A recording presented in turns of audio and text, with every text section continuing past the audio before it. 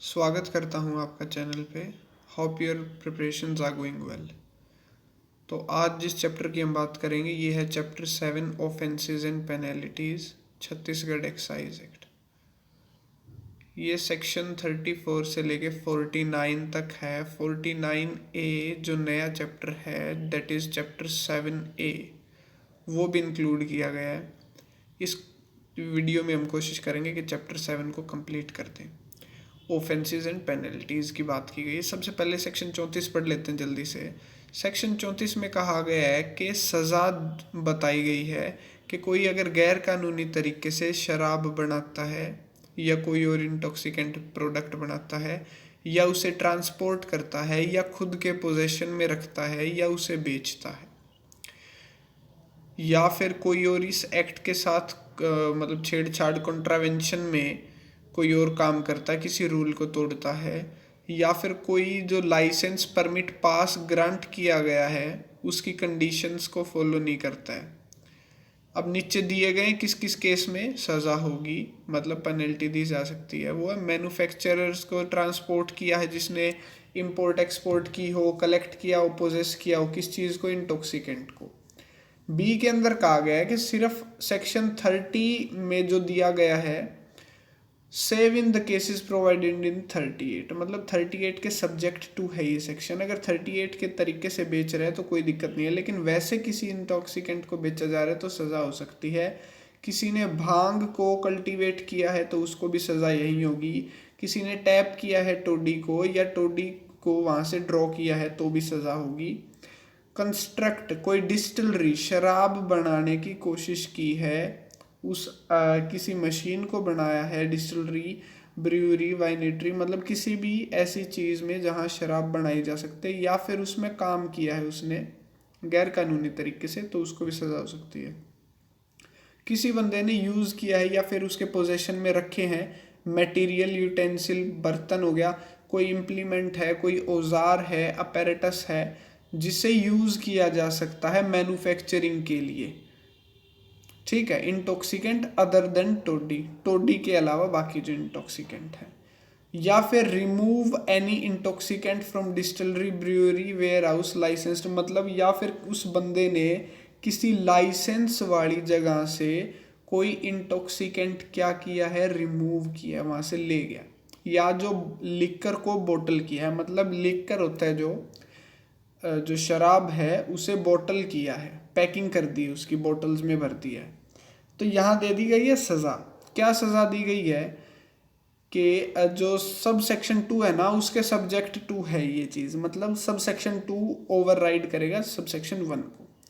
तो इस ऑफेंस की सज़ा कम से कम 6 महीने होगी। आप लिख लें कि जो नॉर्मल सज़ा दी गई है यहाँ वो 6 महीने के, 6 महीने से कम सज़ा नहीं होगी, उससे ज़्यादा होगी। लेकिन जो अपर एंड है वो 2 साल तक, मतलब 2 साल तक की मैक्सिमम सज़ा हो सकती है। और कम से कम जो फाइन लगेगा वो 10,000 रुपये होगा, लेकिन ज़्यादा से ज़्यादा 50,000 रुपये तक फाइन लग सकता है। ये होगी एक बात। अब अगली चीज़ है, अगर वो सेम बंदा जिसे सज़ा मिली थी, जो कन्विक्ट कर दिया गया था, वो दोहराता है इस ऑफेंस को, दोबारा करता है तो उसकी क्या सज़ा होगी। अब वो सज़ा बढ़ा दी गई है, उसे कम से कम 1 साल की सज़ा मिलेगी, लेकिन मैक्सिमम पनिशमेंट 5 साल तक की हो सकती है। और जो मिनिमम फाइन पहले वाले केस में 10,000 रुपये था वो फाइन बढ़ाकर अब 20,000 रुपये कर दिया गया है।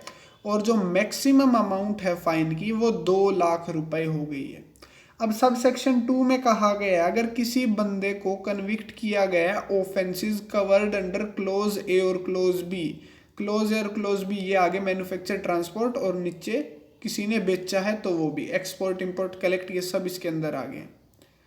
तो यहाँ क्या बताया गया है, और जो क्वांटिटी थी ना उस इंटॉक्सिकेंट की, जो वो पदार्थ लेके जा रहा था, उसकी क्वांटिटी एक्सीड कर रही है कितनी, 5 बल्क लीटर को, तो उसे जो सज़ा मिलेगी वो कम से कम 1 साल की सज़ा होगी। वहाँ क्या सज़ा दी गई थी, वहाँ सिंपल सज़ा दी थी सब सेक्शन 1 में 6 महीने तक की, यहाँ 1 साल तक की है कम से कम, और जो एक्सटेंड करके ये जा सकती है 3 साल तक। और जो फाइन है वो 25,000 रुपये का लगेगा कम से कम, और ज़्यादा से ज़्यादा 1 लाख रुपए तक का।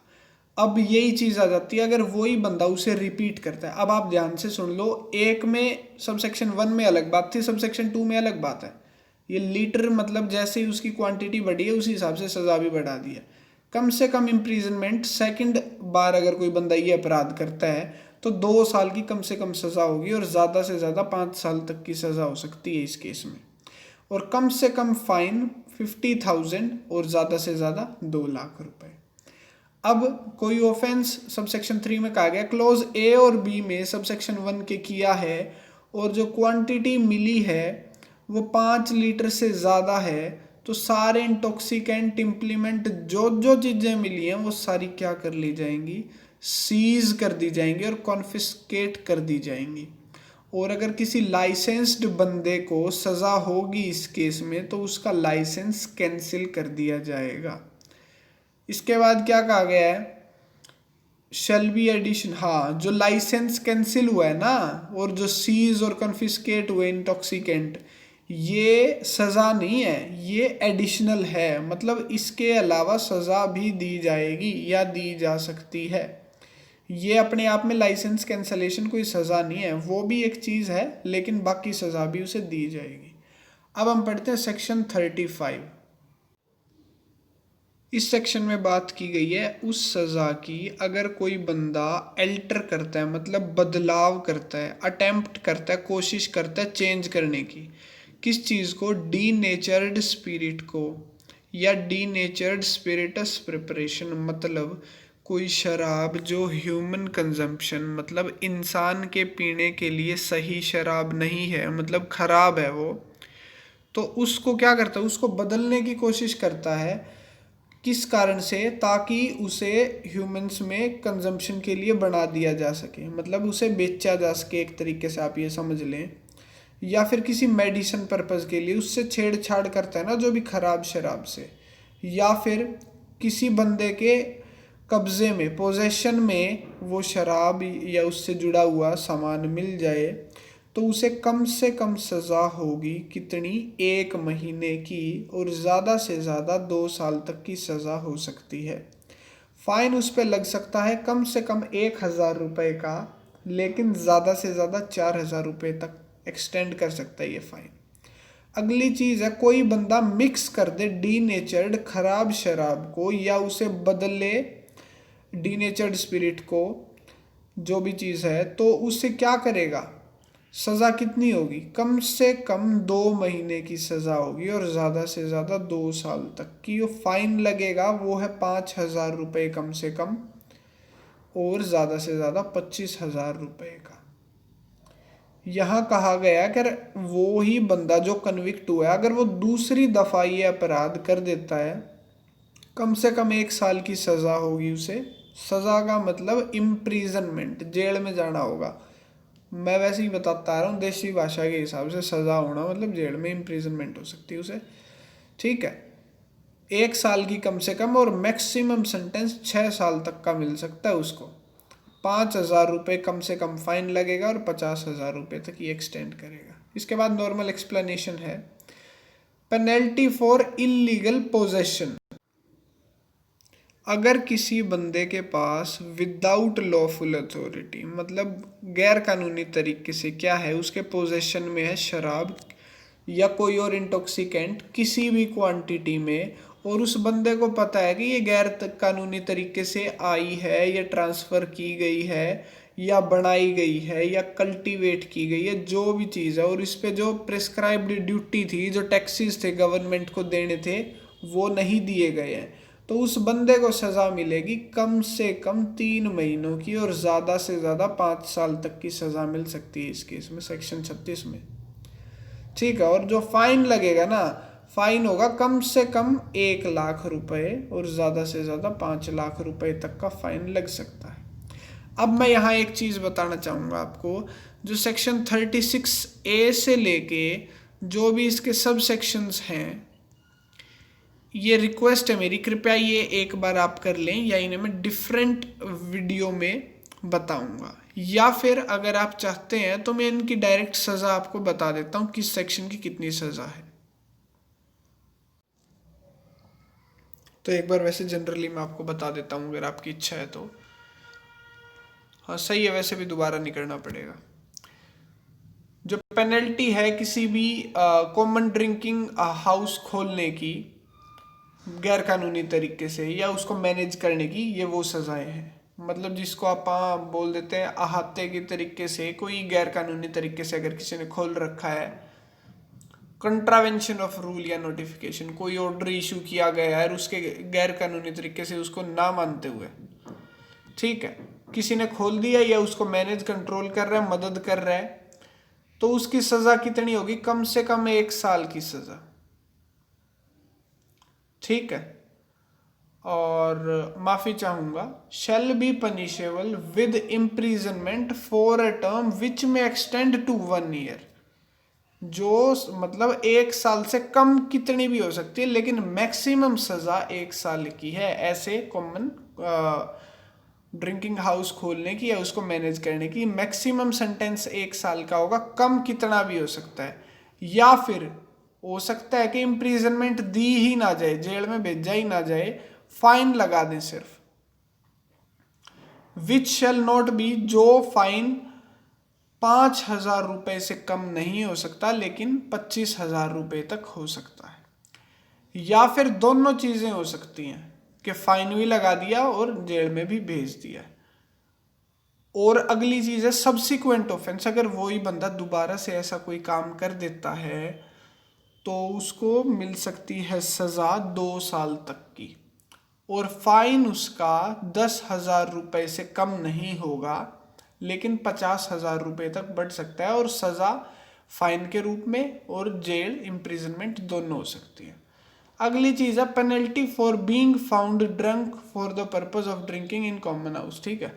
इसका मतलब ये है कि अगर कोई बंदा कंट्रावेंशन ऑफ दिस एक्ट, कोई बंदे को लाइसेंस मिला है या परमिट या पास है, कोई भी चीज़ है, और इस एक्ट की कंट्रावेंशन में वो क्या कर रहा है, मतलब चल रहा है वो, तो या फिर वहाँ कोई शराबी मिला है या कोई बंदा बैठा मिल गया ऑर्डर जिसने ड्रिंकिंग मतलब जो ड्रिंक करने के लिए आया है, और is found there present for purpose of drinking, अगर कोई बंदा वहाँ है जिसने अभी शराब नहीं पी है लेकिन वो शराब पीने के पर्पज से आया, तो भी उसे सजा मिल सकती है। कितनी? 1,000 रुपीज, ठीक है। And any person found in common drinking house during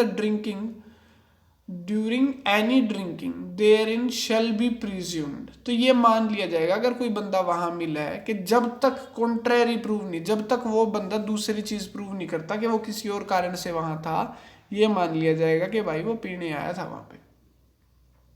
अब हम बात करते हैं section 36C।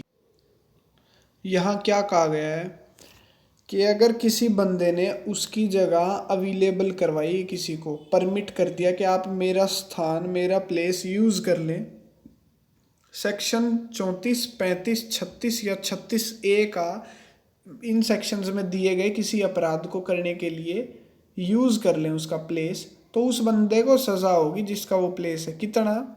Imprisonment for a term which में एक्सटेंड टू 1 साल, 1 साल तक की सजा हो सकती है, या फिर फाइन हो सकता है कितना? कम से कम 200 रुपये लेकिन ज़्यादा से ज़्यादा 2,000 रुपये, और इम्प्रिजनमेंट और फाइन दोनों भी लग सकते हैं। अगली चीज़ आ गई 36D, इसमें है execution of bond to abstain from commission of offences punishable under section 34 से 36। अगर कोई बंदा सेक्शन 34 में या 36 में कन्विक्ट हो जाता है, दोषी पाया जाता है, तो मैजिस्ट्रेट जो उस केस को देख रहा है उस बंदे से बॉन्ड भरवा सकता है। किस चीज़ के? To abstain from commission of offences, मतलब आगे से तू इन अपराधों को करने से बचेगा, तू करेगा नहीं। 3 साल के, मतलब 3 साल तक के नॉट एक्सीडिंग 3 ईयर्स के बॉन्ड भरवा सकता है।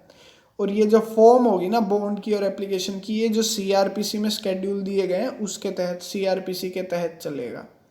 अगर conviction appellate court set aside कर देता है तो ये बॉन्ड भी सेट असाइड हो जाएगा, वॉइड हो जाएगा, वॉइड। और पावर है जो इस सेक्शन की, ये हाई कोर्ट और अपीलेट कोर्ट भी यूज कर सकता है जब उसके पास, मतलब जब वो एक्सरसाइज कर रहा है उसकी रिवीजन की power.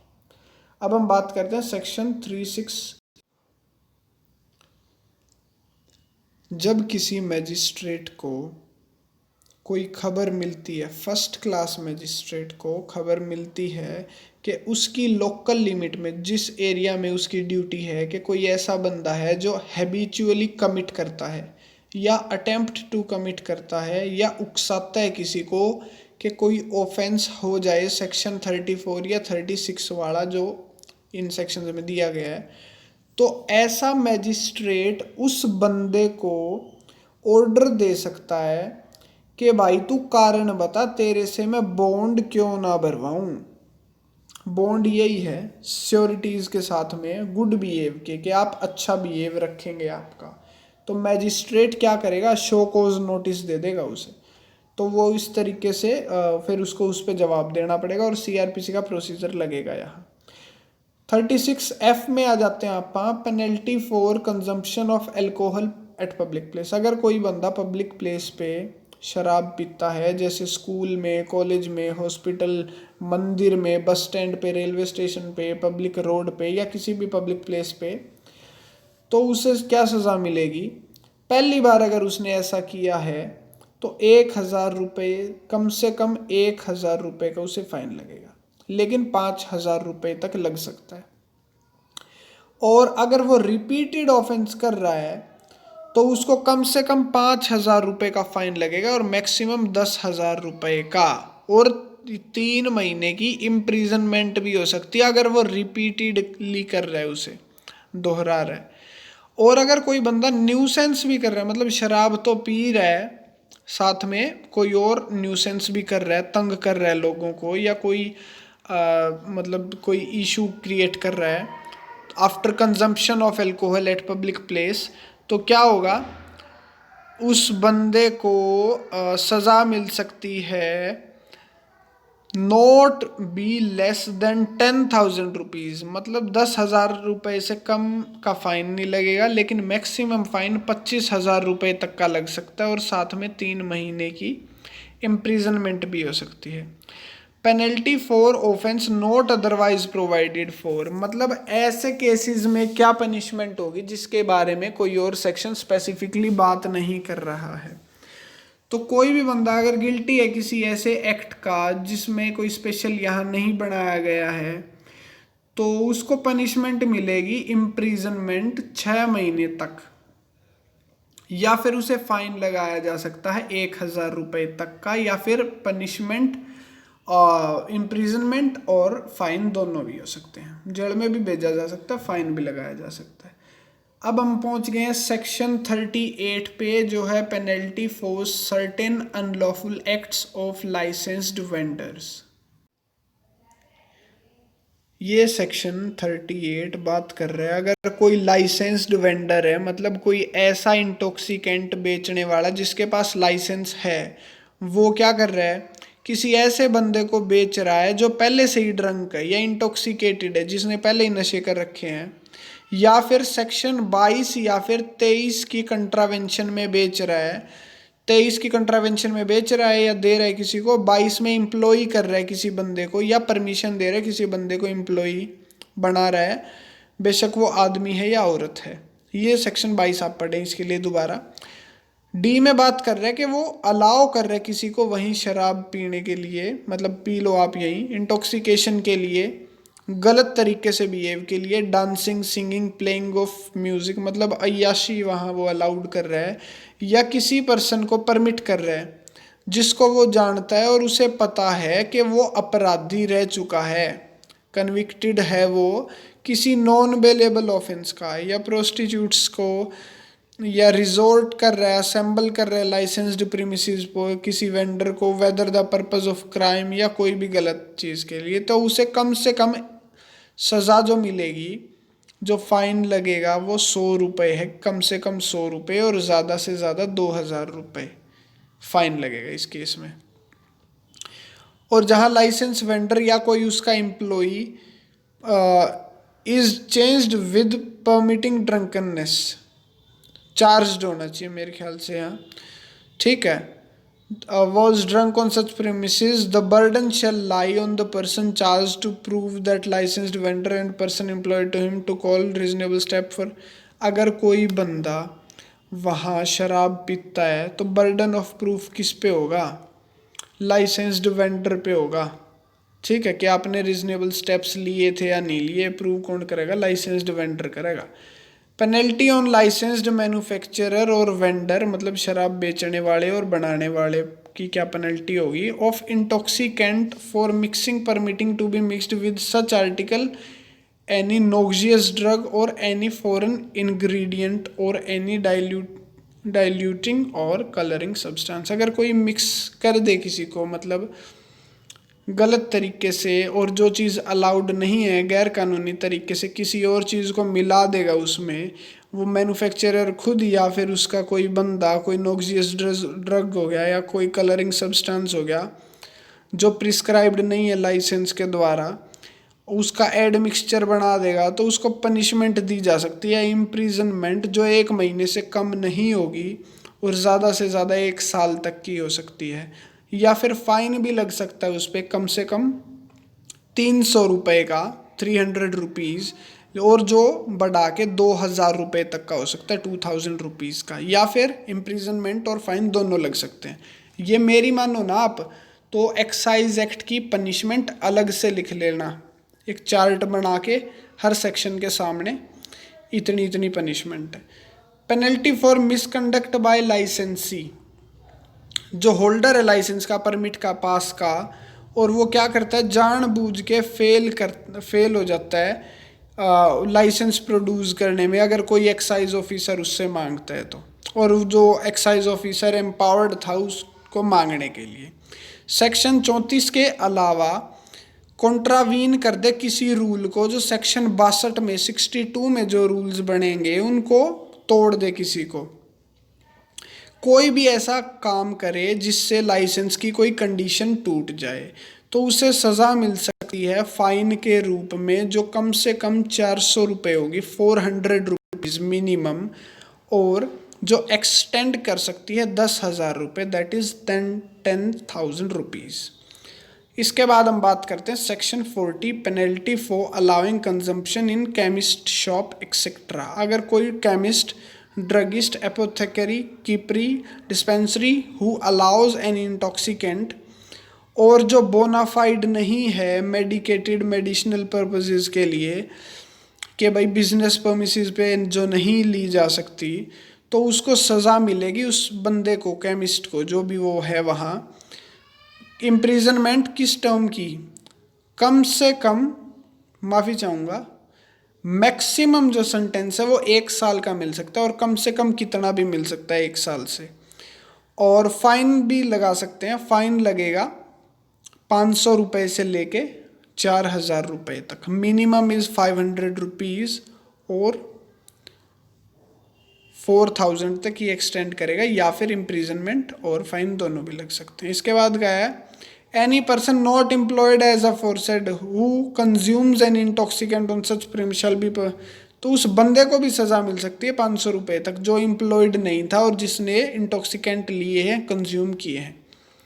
Section 40A, punishment for obstruction to assault on officer etcetera. अगर कोई बंदा ऑफिसर को अड़चन बना रहा है उसके रास्ते में, या उसको असॉल्ट कर रहा है, कोई नुकसान पहुंचा रहा है उसको, एक्साइज ऑफिसर को, जिसके पास पावर्स हैं इस एक्ट के तहत, ठीक है, तो उसे सज़ा मिल सकती है कितनी? 2 साल तक की सज़ा, कम कितनी भी हो सकती है, मैक्सिमम सेंटेंस इज 2 years, और फाइन होगा 2000 रुपीज़, और दोनों चीज़ें भी हो सकती हैं, फाइन और सज़ा। Manufacture sale possession by one person on account of another, मतलब किसी एक बंदे के अकाउंट पे कोई और बंदा पोजेशन ले ले, सेल करे या मैन्युफैक्चर करे, दैट इज सेक्शन 41। एक बंदे का लाइसेंस दूसरा बंदा इस्तेमाल कर रहा है, ठीक है। तो यहाँ क्या सज़ा दी गई है इस काम के लिए? क्या पहली चीज़ तो जो आपको बताना चाहूँगा इसमें है कि such other person knows or has reason to believe that such manufacture or sale was and such possession is on his account, the intoxicant shall for the purpose of this act be deemed to have been manufactured or sold by the possession of such other person। और उस बंदे को जिसके पास था उसे अंदाज़ा था या उसके पास कारण थे ये यकीन करने के कि उसका मान लिया जाएगा पोजेशन करके। सब सेक्शन 2 बोला nothing in sub section 1 shall absolve any person who manufacture sale possession from. तो ये पनिशमेंट की उसकी लाइबिलिटी ये कम नहीं कर देता, पनिशमेंट उसको मिलेगी जो अनलॉफुल मैन्युफैक्चर सेल पोजेशन करेगा उसका। Attempts to commit and abetment of offences 42, जो भी कमिट करने की अटेम्प्ट करेगा, मतलब अभी ऑफेंस नहीं किया गया है, उसको कोशिश भी की अगर किसी ने, मतलब अनसक्सेसफुल लगा लें आप, सक्सेसफुल नहीं हो पाया वो, अटेम्प्ट है सिर्फ, या फिर किसी ने उकसाया है कोई अपराध करने के लिए, shall be liable for punishment provided for such offence. तो उस अपराध की जो सज़ा दी गई है कोशिश करने वाले को भी वही सज़ा मिलेगी। Section 43 presumption as to commission of offences in certain cases, जहाँ पे सेक्शन 34, 35, 36 की प्रोसिक्यूशंस हैं, जहाँ इन चीज़ों के केस चल रहे हैं, तो ये मान लिया जाएगा, ये प्रिज्यूम कर लिया जाएगा जब तक कोई और चीज़ साबित नहीं होती कि जो अक्यूज्ड पर्सन है उस बंदे ने ये ऑफेंस किए हैं। किसके रिस्पेक्ट में? इंटॉक्सिकेंट के रिस्पेक्ट में, किसी बर्तन, इम्प्लीमेंट, अपैरेटस के रिस्पेक्ट में जिसके पास भी मिली है, कोई भी मटेरियल जो अंडरगोन हुआ है, जिसके साथ कोई प्रोसेस किया गया है। ठीक है, ये चीज़ें आ गई। अब हम पहुंचे सेक्शन 44 क्रिमिनल लायबिलिटी ऑफ लाइसेंसी फॉर एक्ट्स ऑफ सर्वेंट्स। कोई भी बंदा है जिसके पास लाइसेंस है और उसके सर्वेंट ने कोई काम किया है तो उस बंदे की भी लायबिलिटी मानी जाएगी। कौन कौन से ऑफेंसेस में? 34, 35, 36, 36A, 38, 38A, 39 किया गया है किसी बंदे ने जो उसका एम्प्लॉय है, जो उसके बिहाफ पे काम कर रहा है, तो वो जो होल्डर है ना, shall also be punishable as if he had, जैसे उसने खुद ने वो काम किया है, जब तक वो इस्टेब्लिश नहीं कर देता कि मेरी तरफ से पूरा रीजनेबल प्रिकॉशन लिया गया था और जो जो मेरी जिम्मेवारी थी मैंने पूरी निभाई है। ठीक है, provided that no person other than the actual offender shall be punishable. जो एक्चुअल ऑफेंडर होगा वो पनिशेबल होगा, उसके अलावा कोई और नहीं होगा ये, लेकिन ऊपर वाले बंदे की लायबिलिटी बनेगी। Enhanced punishment after previous conviction, अगर किसी बंदे ने पहले कन्विक्ट हो चुका है 34, 35, 36, 36A, 36B, C, 40, या फिर कोरस्पॉन्डिंग प्रोविजंस इन एनेक्टमेंट का रिपील किए हैं जो इसने, और वो दोबारा से कन्विक्ट हो जाता है इनमें से किसी ऑफेंसेस का, ठीक है, तो उसकी लायबिलिटी ट्वाइस कर दी गई है, 2 गुना कर दी गई है, जो उसकी फर्स्ट कन्विक्शन पे थी उसकी दुगनी होगी। और ये CRPC के तहत कहा गया provided that nothing in this section shall prevent any offence which might otherwise have been tried some. हाँ ठीक है, जो समरी प्रोसीजर के तहत CRPC में ट्राई किया जा सकता था वो ऑफेंस के साथ यहाँ कोई छेड़छाड़ नहीं की जाएगी, वो अप्लाई नहीं होगा। ओके, उस तरीके से कहने का मतलब ट्राई किया जा सकता है, वो समरी ली अभी भी। Liability of certain things to confiscation, इसका ये मतलब है कि कोई भी चीज़ है जैसे material, steel utensil, implement, apparatus, कोई रिसेप्टिकल्स हो गए, पैकेजिंग का कोई सामान हो गया, या फिर कोई कार्ट्स हो गए, एनिमल्स हो गए जिनके थ्रू वो सामान कन्वे किया जा रहा था, तो उन सब को भी कन्फिस्केट कर लिया जाएगा, कब्जे में ले लिया जाएगा।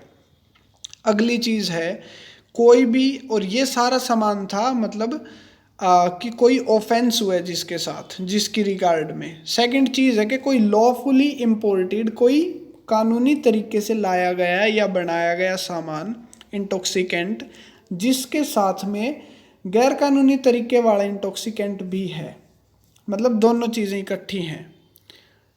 ओके, तो वो भी क्या है, लायबल है किस चीज़ के लिए? कॉन्फिस्केशन के लिए, वो भी साथ में लाइकवाइज कन्फिस्केट कर लिया जाएगा।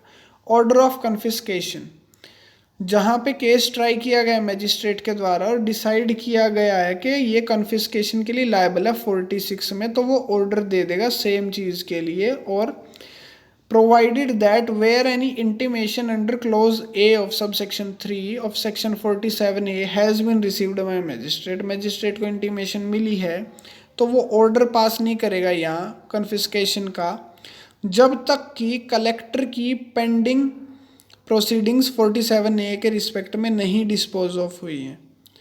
And if the collector has ordered confiscation of same under section 2 subsection 2 of section 2 of 47A, the magistrate shall not pass order in this regard।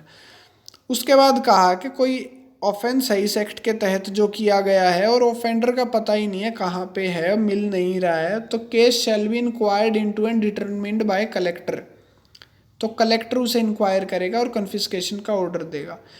Provided that कहा गया कि कोई ऐसा ऑर्डर नहीं दिया जाएगा जब तक कि 1 महीना बीत नहीं जाता उस चीज़ को सीज करने के बाद जिसे कॉन्फिस्केट करना है, तो या फिर without hearing any person who may claim any right, और उस चीज़ में अगर इंटॉक्सिकेंट में कोई बंदा कह रहा है कि ये मेरे अधिकार के अंदर है, इन पे मेरा दावा है, मेरा क्लेम है, तो जब तक उसे अच्छे से प्रॉपरली सुना नहीं जाता तब तक कोई ऐसा ऑर्डर नहीं दिया जा सकता कन्फिस्केशन का। और प्रोवाइडेड फर्दर कहा गया है कि question if the thing in question, जिस चीज़ का सवाल है, जिस चीज़ की बात है, जिस इंटॉक्सिकेंट की, और वो इंटॉक्सिकेंट स्पीडीली या नेचुरल डेके ख़राब हो सकता है, या फिर कोई और चीज़ जैसे कोई किसी भी चीज़ है, जैसे कोई कार्ट है या कोई एनिमल है जिसका कोई दिक्कत हो सकती है कन्फिस्केट करने में या उसके साथ कब्ज़े में रखने में, तो कलेक्टर का ये ओपिनियन है और ये उसके ओनर के लिए भी अच्छा होगा कलेक्टर को अगर ऐसा लगता है, तो उसे बेचा भी जा सकता है। ठीक है, अभी आ गया 47A, confiscation of seized intoxicant article, implement, utensil, material, conveyance etcetera. जब भी कोई ऑफेंस होता है क्लोज A या फिर B का सबसेक्शन 1 ऑफ सेक्शन 34 किया जाए और quantity of liquor found at the time course of detection of offence 5 bulk litre से ज़्यादा हो, 5 बल्क लीटर से ज़्यादा हो, तो हर ऑफेंस में एम्पावर्ड, हर ऑफिस जो एम्पावर्ड है सेक्शन 52 में, जो सीज करेगा इंटॉक्सिकेंट को, किसी भी मटेरियल को, यूटेंसिल को, under sub section 2 of section 34 या section 52 of the act, shall place, उस प्रॉपर्टी को जो सीज की गई है मार्क लगाएगा उसके ऊपर, ताकि उससे इंडिकेट हो कि इस प्रॉपर्टी को सीज कर लिया गया है, और शेल विदाउट कोई टाइम वेस्ट किए बिना प्रोड्यूस कर दी जाएगी प्रॉपर्टी ऑफिसर के सामने, जिस ऑफिसर का रैंक डिस्ट्रिक्ट एक्साइज ऑफिसर से कम नहीं होगा, जो स्टेट गवर्नमेंट ने अथॉरिटी दी होगी नोटिफिकेशन के द्वारा। या फिर उस क्वांटिटी को या बल्क को देखते हुए या कोई और जेन्युइन डिफ़िकल्टी को देखते हुए अगर ऐसा करना ठीक नहीं है तो एक रिपोर्ट बना दी जाएगी उन सारी डिटेल्स के बारे में उस सीजर को लेके।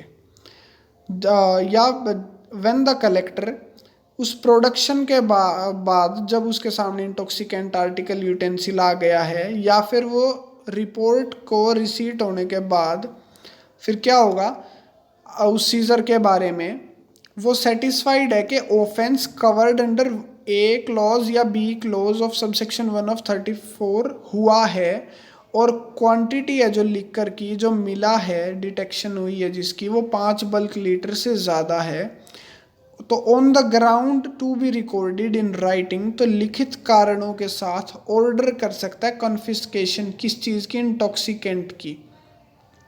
ही may during the pendency of proceedings for such confiscation, तो पास भी कर सकते हैं साथ साथ, जब तक वो मतलब प्रोसीडिंग पूरी नहीं हुई है तो इंटरिम ऑर्डर पास कर देगा। इंटरिम ऑर्डर होता है जब किसी भी चीज़ की इंक्वायरी या प्रोसीडिंग कंप्लीट होने से पहले ही कोई बीच में ऑर्डर दिया जाता है, ठीक है, ऑर्डर दे सकता है। तो ये अपना हो चुका है सबसेक्शन 2 कंप्लीट। थर्ड में, no order under subsection 2 shall be made unless collector has, कोई भी ऑर्डर सबसेक्शन 2 में नहीं किया जा सकता जब तक कलेक्टर ने इंटीमेशन ना भेजा हो, जो फॉर्म एक्साइज कमिश्नर ने उसको बताई है confiscation of seized intoxicant article utensil की, किस चीज़ को, कोर्ट को ना भेजी हो इंटीमेशन जिसकी ज्यूरिसडिक्शन है उसमें, जब तक वो सबसेक्शन 2 का ऑर्डर नहीं दे सकता। और उसने कोई नोटिस इशू ना किया हो लिखित में उस पर्सन को जिससे वो सारी चीज़ें मिली हैं या जो क्लेम कर रहा है उसे, ठीक है। या फिर किसी ऐसे बंदे को अपॉर्चुनिटी, मौका ही ना दिया हो कि वो अपना जो रेफर है बी में उसको बोलने का मौका देना होगा, जो इस क्लोज बी में बात की गई है पर्सन की, उसे जवाब देने का मौका। डी है कि उस कलेक्टर ने note given to the officer effecting the seizure under 1 and to the person who have been notice under be a hearing, जब तक उसे सुनने का मौका ना दे और रिप्रेजेंटेशन का मौका ना दे।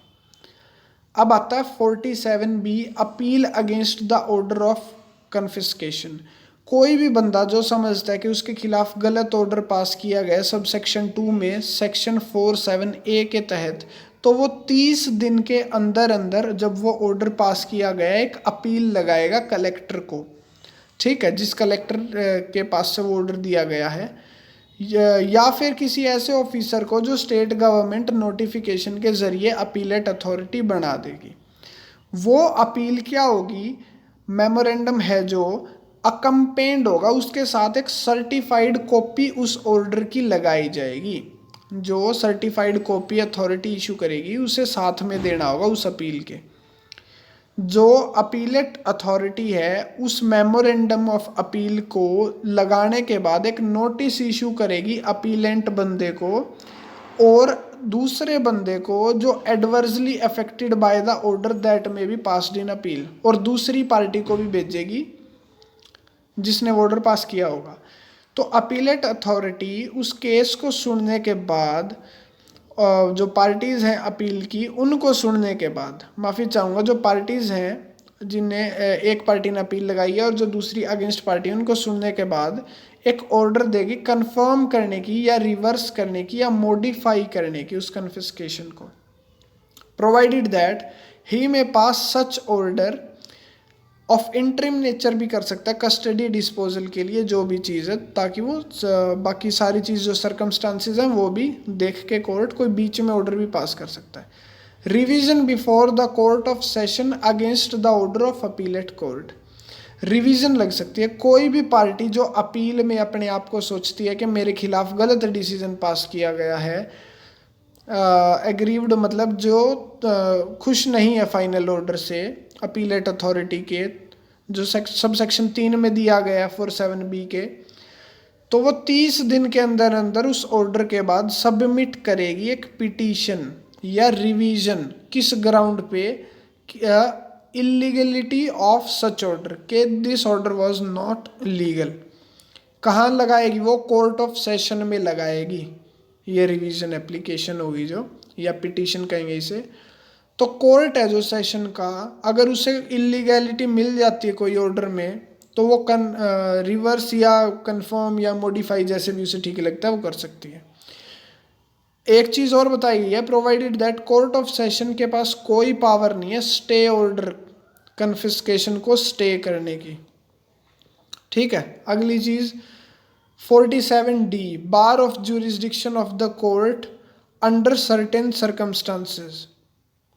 यहाँ कहा गया है कि notwithstanding anything to the contrary in this act और any other law for the time being in force, court having jurisdiction to try offences under A, B of subsection 1 of 34 of account of which such seizure has been made shall not make any order about disposal, custody। मतलब जो बाकी provisions हैं इस act के उनके साथ मतलब subject to चलेगा ये सेक्शन। कोई भी ऐसा ऑर्डर नहीं लिया जा सकता जिसकी वजह से कोई और नुकसान हो जाए, जब तक उसे कलेक्टर के पास से कोई इंटीमेशन वगैरह ना मिले of subsection 3 of section 47 about the initiation of proceeding for confiscation of seized property. अब आ गया section 48, power to compound offences and imposed penalty. जो एक्साइज कमिश्नर है या कलेक्टर है क्या कर सकता है, except from any person whose licence compound offence मतलब के कुछ फाइन वगैरह या कुछ पैसे लेके या कोई और चीज़ कानूनी तरीके से, कंपाउंडिंग ऑफ ऑफेंस होता है कि अपॉलजी भी मान ली जाए बंदे की और उसे चार्ज फ्री कर दिया जाए।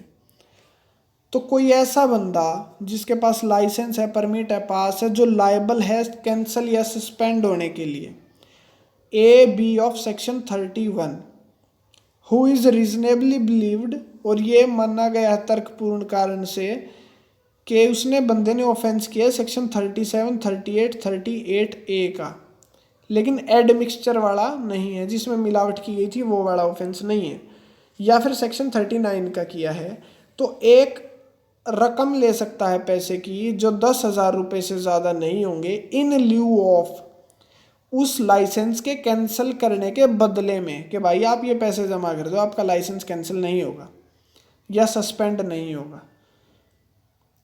या फिर पेनल्टी जो may impose penalty a sum not exceeding 10,000 rupees as may in either case order confiscation of article which seized, तो इस केस में भी 10,000 रुपये तक का फाइन लग सकता है।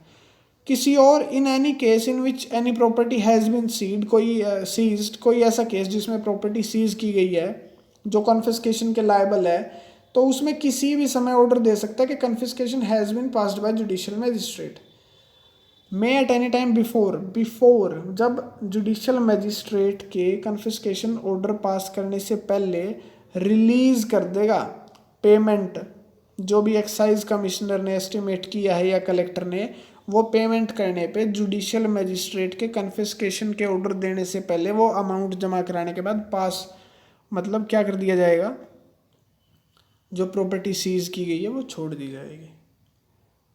अगले आगे वाली चीज़, on payment of such sum of money और सच वैल्यू अदर, जो भी चीज़ कही गई है, एक्साइज कमिश्नर या collector accused person if in custody, तो वो बंदा डिस्चार्ज कर दिया जाएगा अगर कस्टडी में है, तो जो प्रॉपर्टी सीज है वो रिलीज कर दी जाएगी और फर्दर प्रोसीडिंग नहीं चलाई जाएगी उस बंदे और प्रॉपर्टी के खिलाफ।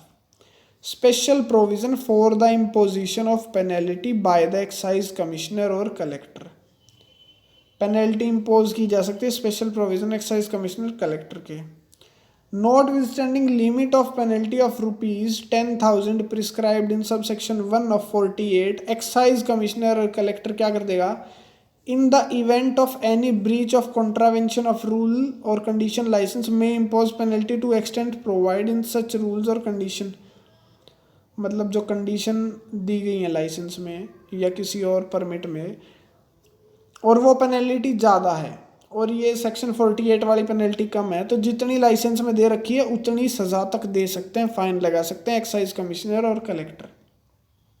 अब हम आगे section 49, penalty on officers making vexatious search, seizure, detention और अरेस्ट, जो ऑफिसर गलत भावना से, गलत तरीके से सर्च करें किसी जगह को, सीज करें आइटम, या किसी बंदे को अरेस्ट कर लें, डिटेन कर दें, तो कोई भी ऐसा एक्साइज ऑफिसर होगा या कोई पुलिस का होगा या लैंड रेवेन्यू डिपार्टमेंट का होगा, कोई भी बंदा जिसे सेक्शन 52 में एम्पावर कर रखा है, ठीक है, जो बिना किसी कारण से किसी जगह में घुस जाए, सर्च करे, ठीक है, उसकी मतलब अपनी ड्यूटी के तहत दिखाए, पावर को गलत तरीके से इस्तेमाल करे, या सीज कर ले किसी प्रॉपर्टी को, मूवेबल प्रॉपर्टी को, या फिर डिटेन कर ले किसी बंदे को, सर्च करे, अरेस्ट करे किसी बंदे को, तो उस ऑफिसर को सज़ा मिलेगी कितनी, कम से कम, माफ़ी चाहूँगा, कम से कम का कोई सीन नहीं है, उस ऑफिसर को 3 महीने तक की सज़ा मिल सकती है, उससे कम भी हो सकती है लेकिन 3 महीने तक एक्सटेंड करेगी, मैक्सिमम 3 मंथ है। फाइन भी लग सकता है 500 रुपये तक का, और इम्प्रिजनमेंट प्लस फाइन दोनों चीज़ें भी लग सकती हैं। इसके बाद आता है चैप्टर 7A, ये हम यहाँ पे बात नहीं करेंगे, ये है penalty for offences against life. अब इसमें आप देख लो, ज़्यादा डिटेल में तो हम जाएंगे नहीं, लेकिन आप एक चीज़ देख सकते हैं कि पेनल्टी फॉर इंपोर्ट एक्सेट्रा, के कोई इंपोर्ट किया है या कुछ और है लिखकर जो अनफिट है, जो ठीक नहीं है ह्यूमन कंजम्पशन के लिए, या कोई बदलाव किया है, अटेम्प्ट किया है उसे बदलाव करने में, डीनेचर्ड स्पिरिशियस प्रिपरेशंस में, तो यहाँ क्या लिखा है, कोई भी बंदा अगर इंपोर्ट करे, एक्सपोर्ट करे, ट्रांसपोर्ट करे, बी के अंदर एल्टर करे या उसे एल्टर करने की कोशिश करे, ह्यूमन कंजम्पशन के लिए या मेडिसिन पर्पस जो भी है, या उस बंदे के पोजेशन में है वो स्पिरिट, या वो मिक्स कर दे डीनेचर्ड स्पिरिट को, तो उसे सज़ा मिलेगी। जहाँ लिकर डीनेचर्ड स्पिरिट ये सारी चीज़ें हैं। If found unfit for human consumption, अगर ह्यूमन कंजम्पशन के लिए अनफिट मिल गई तो उसे सज़ा मिलेगी जो 2 महीने से कम नहीं होगी, लेकिन वो सज़ा 2 साल तक की हो सकती है एक्सटेंड करके। अगर वो इंजरी कोज कर दे किसी ह्यूमन बीइंग को कम से कम सज़ा 4 महीने की होगी, लेकिन 4 साल तक एक्सटेंड हो सकती है। अगर किसी बंदे की डेथ कर दी उसने, तो उसे कम से कम सज़ा 2 साल की होगी, लेकिन 10 साल तक एक्सटेंड कर सकती है और फाइन भी ज़रूर लगेगा। तीनों केसेस में shall also be liable to fine है, तीनों केसेस में फाइन लगेगा ज़रूर उसके। जब वो बंदा कन्विक्टेड है और वो दूसरी दफ़ा ऐसा कोई अपराध करता है, तो अंडर क्लोज 1 ऑफ सबसेक्शन 2 में क्या मिलेगा उसको? इम्प्रिजनमेंट 6 महीने की, ज़्यादा से ज़्यादा 4 साल की, और फाइन प्लस में। 2 के अंदर जो बात की गई है कम से कम 1 साल, लेकिन मैक्सिमम 6 साल और फाइन भी लगेगा। 3 के अंदर कहा गया है कि इम्प्रिजनमेंट ऑफ लाइफ मिलेगी, या फिर imprisonment which shall not be less than 5 years but extend to 10 years, और फाइन भी ज़रूर लगेगा। तो मैं उम्मीद करता हूँ ये आपको चैप्टर समझ आया है और आप एक बार दोबारा इसे अच्छे से पढ़ेंगे। उसके बाद हम चैप्टर 8 की तरफ बढ़ेंगे। इस वीडियो को देखने के लिए बहुत बहुत शुक्रिया। उम्मीद करता हूँ आपकी तैयारियाँ अच्छी रहेंगी और एग्ज़ाम में बहुत अच्छे मार्क्स आएंगे आपके। चैनल से जुड़े रहें। शुक्रिया।